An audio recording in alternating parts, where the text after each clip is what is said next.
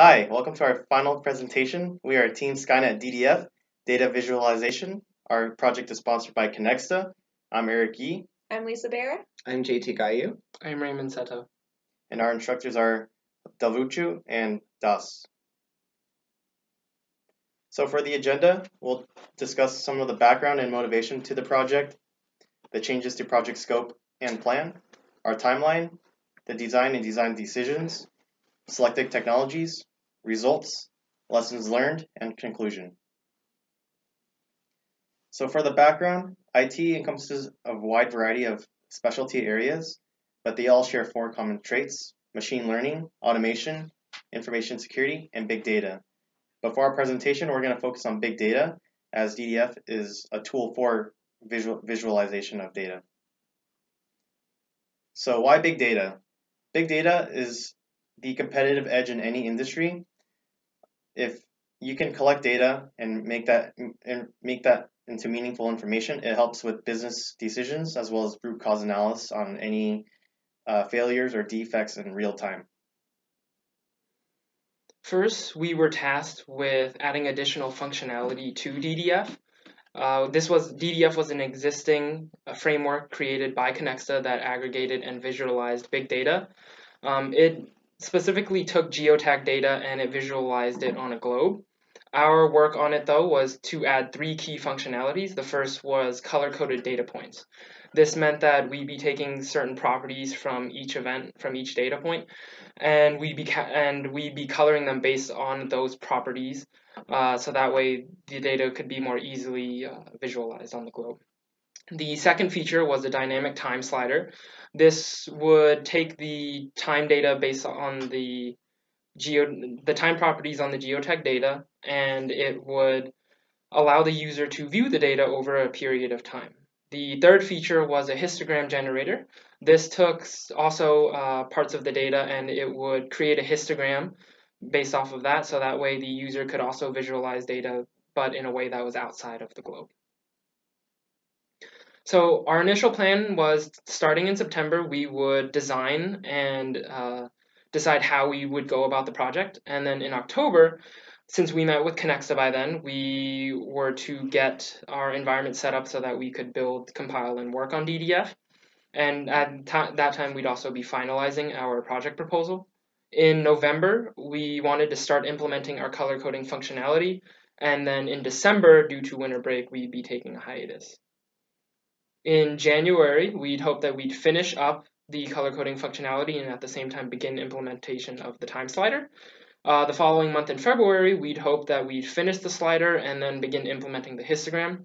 Subsequently, in March, we'd be finishing up the histogram, and in April, we'd be finishing up by making sure that Connexta was happy with the product and then making our finalizations on capstone presentations as well. So our actual workflow ran into quite a few more roadblocks than we initially planned. In October, we went ahead and downloaded DDF and all the dependencies and became more familiar with the environment. We attempted to build DDF from the source files and compile it using the respective language compiler.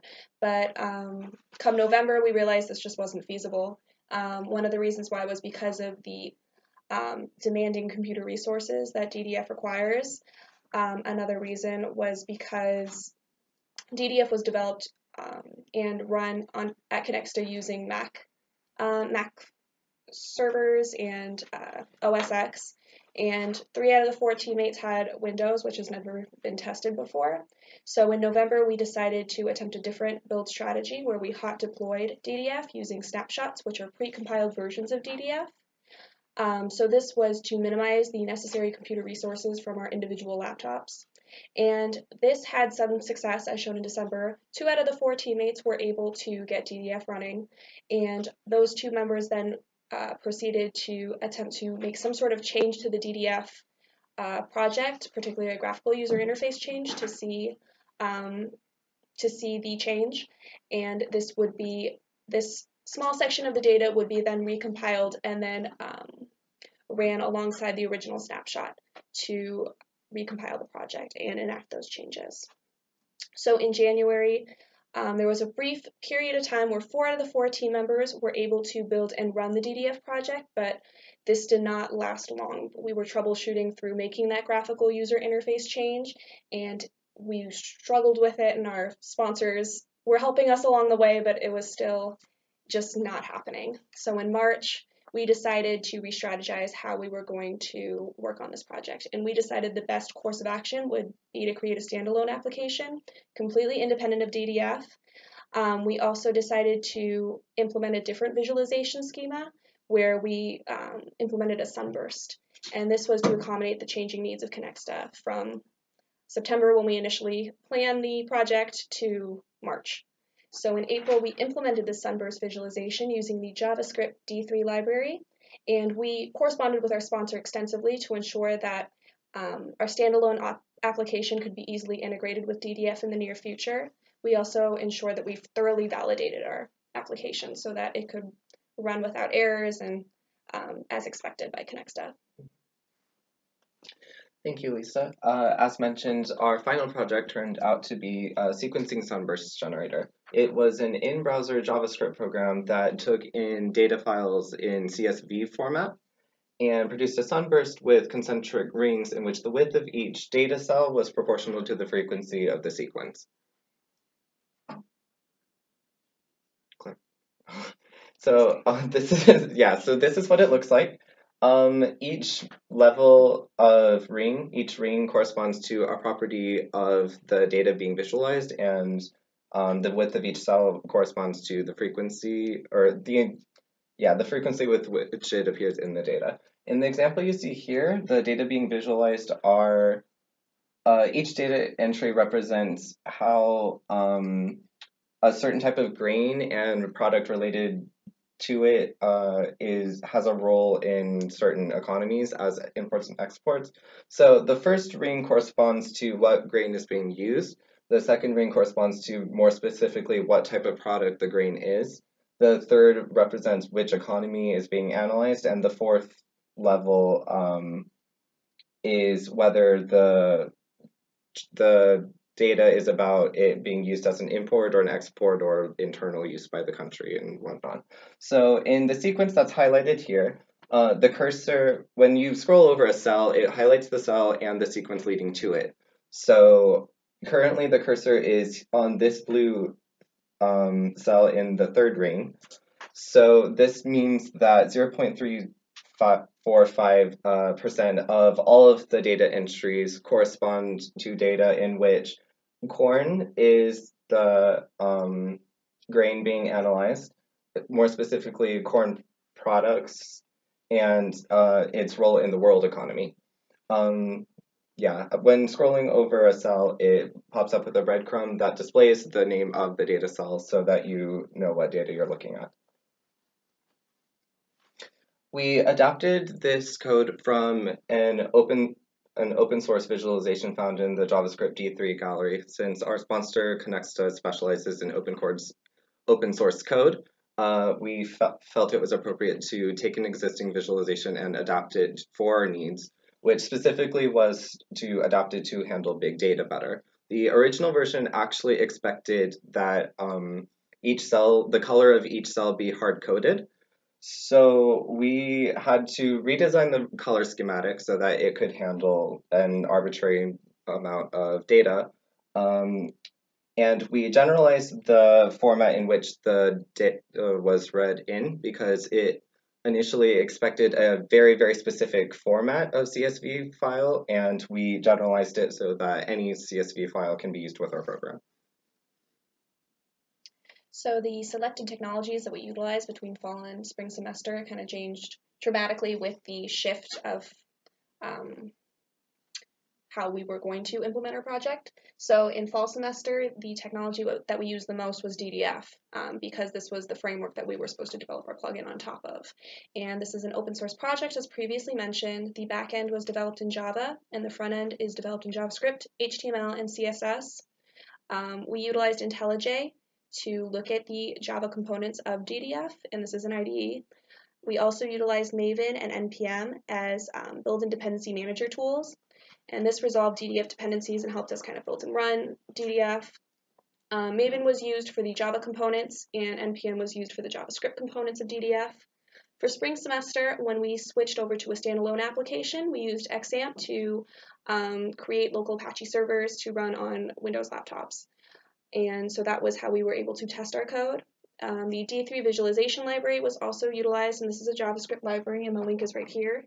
For internal communication, we utilized Slack, and we were joined with the Connexa team and created our own ASU channel with our sponsors so that we could contact them whenever any issues arose. And for version control, we utilized GitHub, and this helped us keep each other updated on the current status of the code.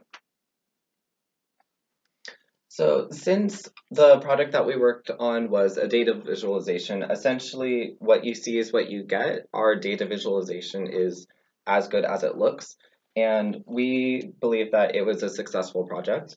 We believe that our sunburst generator, or our sequencing sunbursts, are aesthetically simple and clean, which in the case of data visualization is really a functional requirement, because the entire point of the visualization is to be able to see data clearly so that you can analyze trends in it. We'll go through we'd like to highlight some of the features of the visualization that make it so helpful. First, when you scroll over a data sequence, the breadcrumb pops up and it's color coordinated so that you can immediately make sense of what sequence of data you're examining.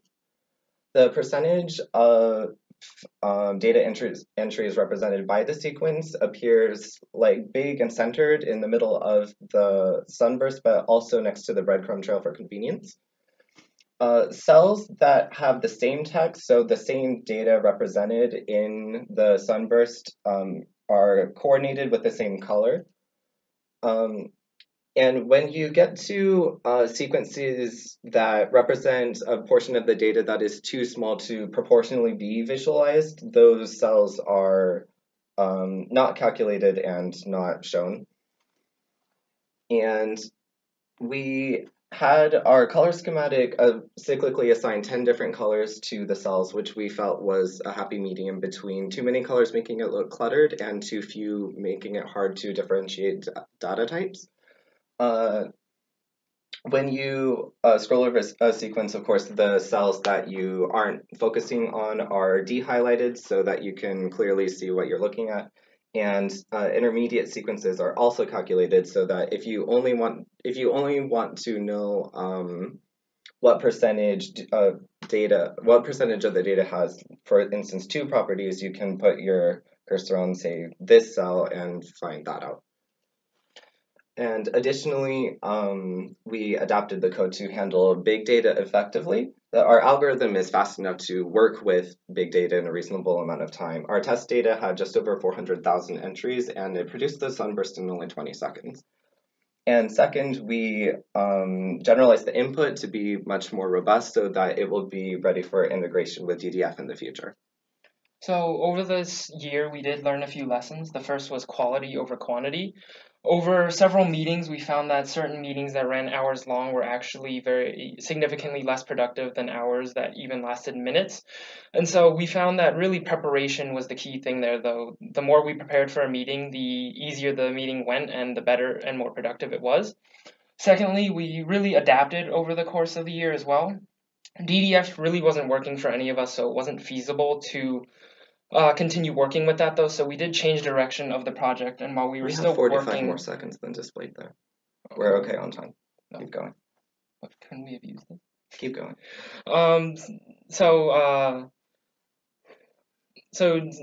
We did change direction of the project, though. So we were still working with DDF, but the thing is we were working with an additional, we were working with a complementary portion of it, though, which was the sunburst. So in conclusion, while SkynetDDF was not directly modified, we did modify the sunburst visualization so that it could be integrated with it later on in the future by Connexa. And we'd hope that since both SkynetDDF and the sunburst are open source, that they will be deployed for others to use. Especially for the sunburst, since we modified that ourselves, we felt that our improvements could be used by many other individuals. Lastly, we would like to extend some appreciation and acknowledgements to Kevin Spears, our point of contact, and Connexa as well. Thank you.